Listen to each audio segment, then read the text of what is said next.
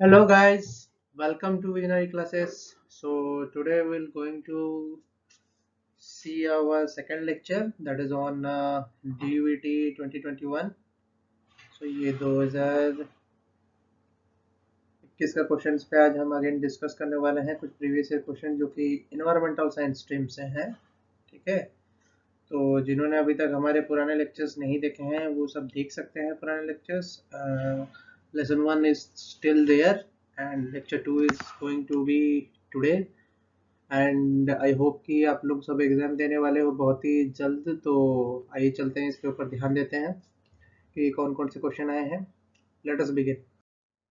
So the first question, so कल तक हमने 4 क्वेश्चन किए थे, आज आगे के question. So it is asking which of the following concept explains that the hotter body or object, body बोल दो या ऑब्जेक्ट बोल दो, कुछ भी बोलो, है, body radiate more total energy per unit area than do the colder objects. This is the question.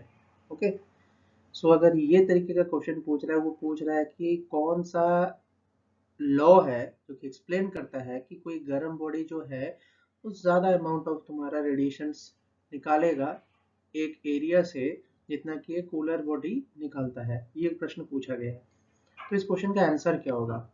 Okay, तो इस क्वेश्चन को जानने के लिए तुमको सारे लॉज पढ़ने की जरूरत है।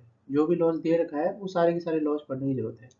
बट इसका जो आंसर था that was Stephen Boltzmann law. The answer was Stephen Boltzmann law. Why it was Stephen Boltzmann law? We will explain it. पहले हम explain करते हैं एक एक law को, उसके बाद हम चलते हैं. Okay? So the first law is Wien's displacement law. ठीक है? तो Wien's displacement law क्या state करता है?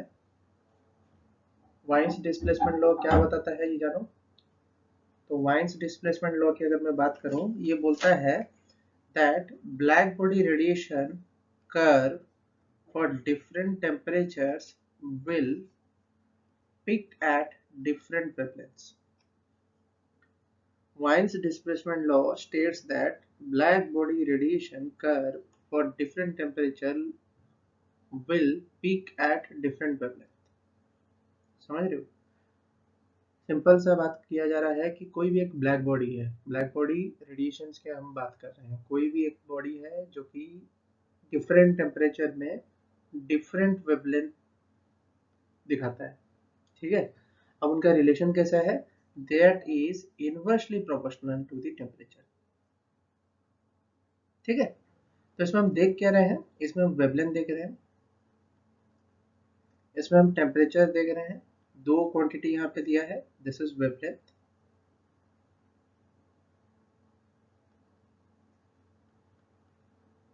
And this is temperature. ठीक है, ये जो बी है दिस इज वाइन्स कांस्टेंट। ठीक है, that is 2.898 10 to the power -3 metre kelvin. Okay, यहाँ पे तुम देख भी सकते हो, यहाँ पे तुमको ग्राफ भी दिया है, ग्राफ कैसे वेरी कर रहा है।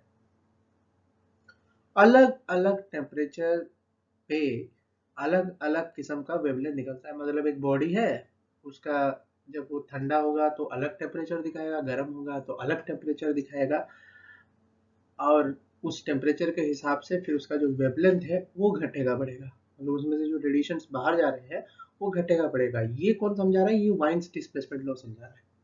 क्लियर है? इतना दिमाग में आ गया? चलो आगे चलते हैं। Stefan Boltzmann law.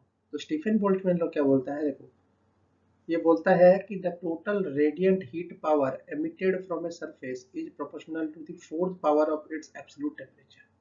और ये जो एरिया है दिस इज एनर्जी, एक तरीके से एनर्जी को दर्शा रहा है कि एनर्जी जो बाहर निकल रहा है वो फोर्थ पावर ऑफ टेम्परेचर से डायरेक्टली प्रोपोर्शनल है, जिसमें कि आपका ये जो सिग्मा है फॉर्मूले में that is 5.6703 to 10⁻⁸ watt upon metre square kelvin to the power 4।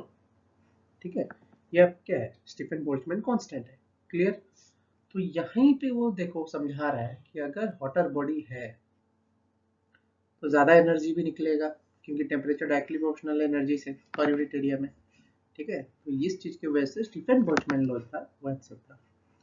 But Faraday's law भी दे रखा है, तो फैराडेज लॉ ऑफ इंडक्शन या इलेक्ट्रोमैग्नेटिक रेडिएशंस में क्या देता है, देखो इंडक्शंस की बात करते हैं तो इलेक्ट्रोमैग्नेटिज्म में ये एक बेसिक लॉ है जिसमें वो बोलता क्या है कि मैग्नेटिक फील्ड जो होता है वो इलेक्ट्रिकल सर्किट से इंटरेक्ट करता है, जिसकी वजह से क्या होता है कि उसमें एक इलेक्ट्रोमैग्नेटिक इंडक्शन प्रोड्यूस हो जाता है। ठीक है, मतलब एक कॉइल को अगर एक मैग्नेटिक फील्ड के अंदर लेना चालू करोगे तो उसके अंदर एक इंड्यूस्ड करंट बनेगा। ठीक है, ये फैराडेज लॉ बताता है। This was Faraday's law. और फैराडेज लॉ का फॉर्मूला क्या है, ईएमएफ से जुड़ा हुआ है। This is EMF, EMF you know it. ठीक है, कैसे निकलता है ये बहुत क्लियर है, इसमें कुछ बड़ी चीज नहीं है। यू कैन इजीली, फिजिक्स है, +2 का फिजिक्स है, दैट यू नो। ठीक है, इसमें कुछ ज्यादा एक्सप्लेन करने की जरूरत है नहीं। Clear, okay. थर्ड लॉ बोला था, जो लास्ट वाला, जीरोथ लॉ ऑफ थर्मोडायनामिक्स, वो क्या बोलता है, when a body A is in thermal equilibrium with another body B and also separately in thermal equilibrium of body C, then body B and C will be in thermal equilibrium with each other। मतलब क्या है कि यहाँ पे B और C जो है वो एक एडियाबैटिक वाल से डिस्कनेक्टेड है, मतलब इन दोनों के बीच में कोई इंटरेक्शन नहीं हो रहा है। ओके, बट A जो कनेक्टेड है वो B से भी है और A जो कनेक्टेड है वो C से भी है।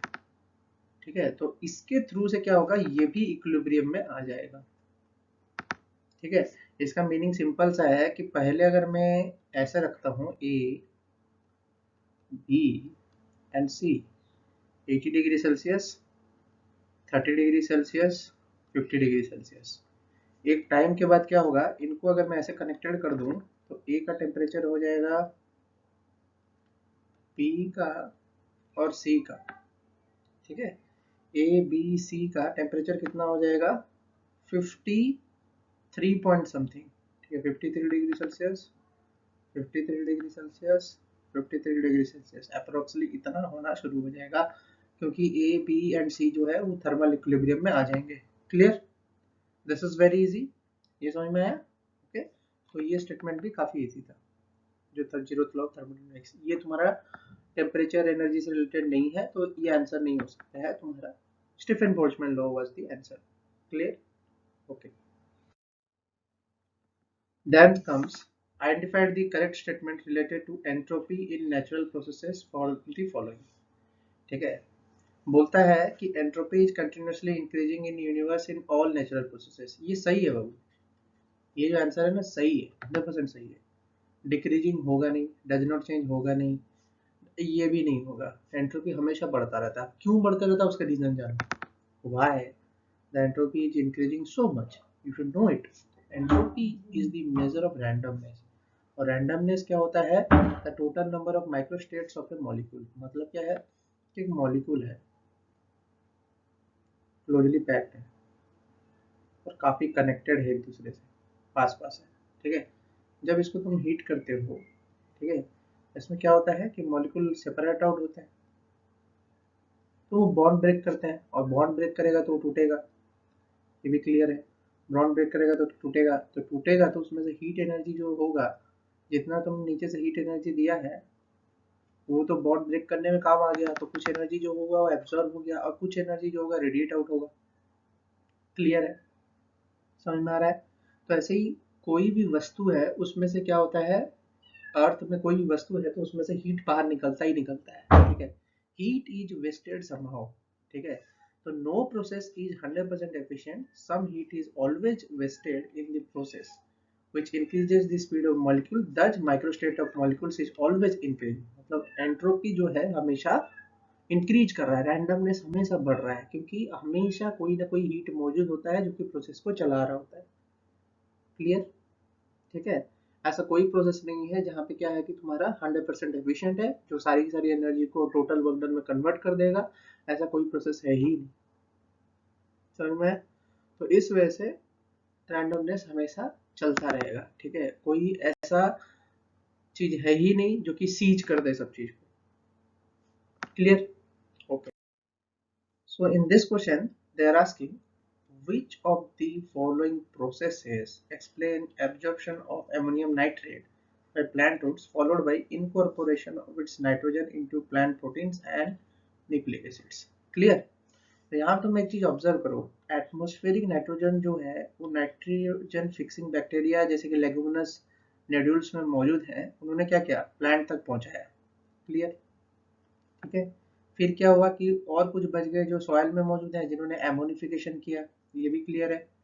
फिर क्या हुआ, नाइट्रीफाइंग बैक्टीरिया अगेन नाइट्रिफिकेशन करके उसको नाइट्राइट्स में कन्वर्ट कर दिए। फिर ये नाइट्रीफाइंग बैक्टीरिया इसको नाइट्रेट्स में कन्वर्ट कर दिए। फिर क्या हुआ, एसिमिलेशन प्रोसेस से वो प्लांट ने उसको अपटेक किया। तो द प्रोसेस वाज एसिमिलेशन, क्योंकि एब्जॉर्प्शन जो हो रहा है वो एसिमिलेशन प्रोसेस से हो रहा है, not due to nitrification, ammonification और डीनाइट्रिफिकेशन। क्लियर, ठीक है। अब डीनाइट्रीफाइंग बैक्टीरिया की अगर मैं बात करूं तो वो वापस से एटमॉस्फेयर भेजने वाला प्रोसेस है। समझ में आया? तो इस क्वेश्चन में भी गड़बड़ी मत करना, अगर इस तरीके का क्वेश्चन आता है यू शुड नो, ठीक है, कि कौन सा चीज कौन सा प्रोसेस क्या करता है। Nitrogen cycle is very very important. Nitrogen cycle एक इंपोर्टेंट टॉपिक।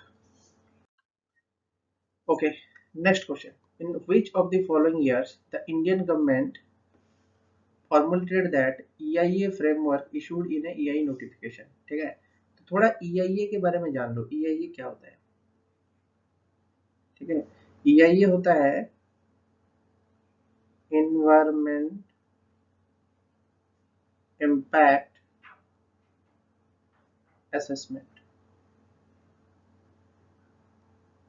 ठीक है, तो क्या होता है कि कभी कभी क्या होता है कि इंडस्ट्रियल सेटअप होता है या कोई ऐसा प्रोजेक्ट सेटअप होता है जिससे क्या होता है कि इन्वायरमेंट को हार्म होता है या तो सोसाइटी को उससे प्रॉब्लम्स होते हैं। ठीक है, तो उस तरीके की चीजों को मॉनिटर करने के लिए एक फ्रेमवर्क बनाया गया है, एक लॉ बनाया गया है जिसको हम EIA बोलते हैं।